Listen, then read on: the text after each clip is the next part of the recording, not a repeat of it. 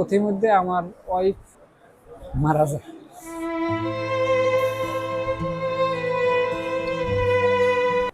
আসসালামু আলাইকুম দর্শক আমরা জনতার খবরের পর্দায় এই মুহূর্তে রয়েছি পটুয়াখালী সদর হসপিটালে এবং আপনাদেরকে জানানোর চেষ্টা করছি আজ ঠিক দুপুর 1:30 থেকে 2টার মধ্যে একটি মর্মান্তিক সড়ক দুর্ঘটনা ঘটছে। হৃদয় বিদারক একটি ঘটনা। এটি পটুয়াখালী মহিষকাটা এবং ব্রিকফিল্ড সংলগ্ন কাটাখালিক নামক এক স্থানে একটি অটো রিক্সা সংযোগ সড়ক থেকে বের হচ্ছিল। ঠিক তো ঢাকা থেকে কুয়াকাটাগামী ইকরা পরিবহনের সাথে মুখোমুখি সংঘর্ষে কিন্তু স্পট জায়গায় অর্থাৎ জায়গায় কিন্তু দুজনের মৃত্যু হয়েছে এবং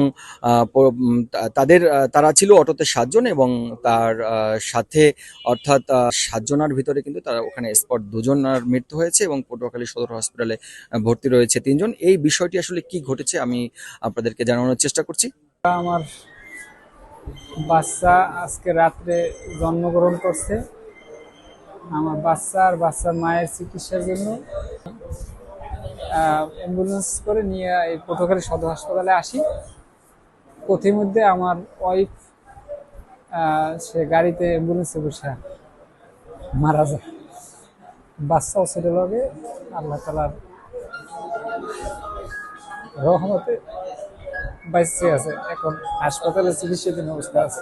থেকে ছিটকে পানিতে পড়ে গেছে, পরে আমি দেখে উঠেছি, তারপরে এখন চিকিৎসাধীন অবস্থায় আছে এই পটুয়াখালী সদর হাসপাতাল। এই যে মারা গেছে ওনার কাল রাত্রে ডেলিভারি হয়েছে। এবার এই বাচ্চা অসুস্থ আর উনিও অসুস্থ। এবার ওনার লইয়া পটুয়াখালী আইতে আছে, আবার সময় বাস গাড়িতে মারিয়ে দিয়েছে। তা ওনার বাচ্চাটা কোলে আনলে অ্যাক্সিডেন্টে ওনার বাচ্চাটা পানতে রাস্তার বারঙ্গে পানির মধ্যে পড়ে গেছে। হ্যাঁ, ছিটতে পড়ছে। ছিটতে পড়নে এবার মানুষ আনলে মানুষ উঠেছে আর এই নাক মুখ এই সব কালো হয়ে গেছে, জিবরাটা কালো হয়ে গেছে। আমি যারা অ্যাক্সিডেন্ট করছে তাদের স্বজন আত্মীয়, আমার বাবাও অ্যাক্সিডেন্টের রোগী বর্তমানে।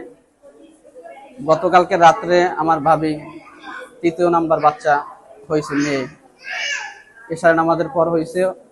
এরপর রাত্রে অসুস্থ হয়ে পড়ছে। সকালবেলা আমার আব্বু বলতেছে যে টাকা প্রয়োজনে আমি দেবো, আমি নিয়ে হাসপাতাল যাবো। আমতলিও দেখায় নাই, সরাসরি পটুয়াখালী লয়েছে ভালো চিকিৎসার জন্য। আমার আব্বায়ের সঙ্গে ছিল, এরপর সেই বাচ্চার দাদার সঙ্গে, নানায়ের সঙ্গে ছিল, আর আমার ভাই বাচ্চার বাবাও সঙ্গে ছিল। বাবা এখানে আছে অসুস্থ অবস্থায়। এরপর ডাক্তার দেখাতে আসার পথে অ্যাক্সিডেন্ট হয়েছে, কিভাবে হয়েছে আমি জানি না। এই একজন অজ্ঞাতনামা লোক আমাকে ফোন দিল যে আপনার বাবা অ্যাক্সিডেন্ট করছে। এরপর আমি আসলাম। এখন মারা গেছে টোটাল 3 জন, আমার নানি আর আমার মামাতো ভাইয়ের বউ আর হলো আমার মামাতো ভাইয়ের শ্বশুর।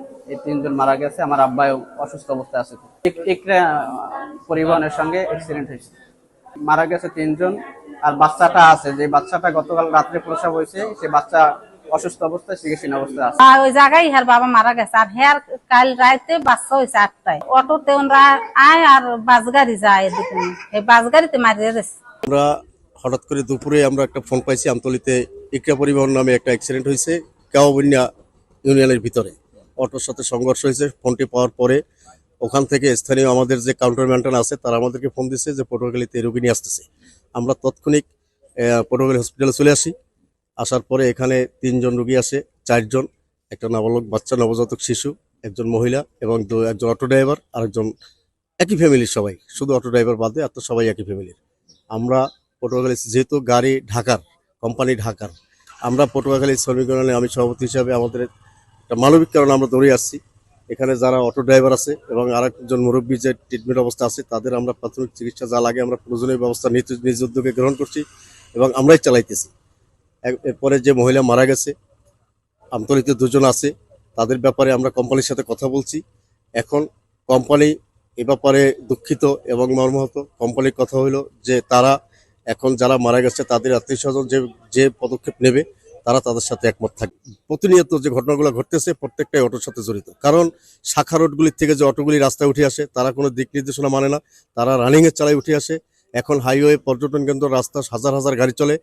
এই রাস্তায় একমাত্র যে ঘটনাগুলো ঘটতেছে সমস্ত কিছু অটোর কারণে। অটো, মাহেন্দ্রা, নসিমন, ভটবডি, এই গাড়িগুলি যদি বন্ধ হয় 95% 95% অ্যাক্সিডেন্ট কমে আসবে বলে আমার বিশ্বাস।